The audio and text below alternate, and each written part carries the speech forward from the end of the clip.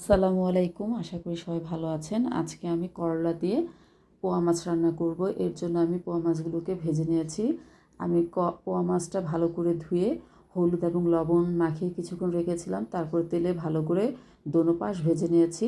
আমি অবশিষ্ট তেলে হাফ কাপ পেঁয়াজ কুচি কুচি ভেজে নিয়েছি। পেঁয়াজ কুচি ক্রিস্টাল কালার করে ভেজে নেওয়ার পরে এর সাথে আমি 1.5 চা চামচ আদা রসুন ও জিরা বাটা দিয়েছি। আরও দিয়েছি হাফ চা চামচ মরিচের গুঁড়ো, হাফ চা চামচ হলুদের গুঁড়ো, হাফ চা চামচ ধনিয়া গুঁড়ো। মশলাটা কষিয়ে নিয়েছি এবং স্বাদ মতো লবণ অ্যাড করেছি। মশলা কষানো হয়ে গেলে আমি কেটে রাখা করলা এবং আলু কষিয়ে নিয়েছি। কিছুক্ষণ কষানোর পর আমি এতে গরম পানি অ্যাড করেছি সিদ্ধ হওয়ার জন্য। যখন করলা সিদ্ধ হয়ে এসেছে,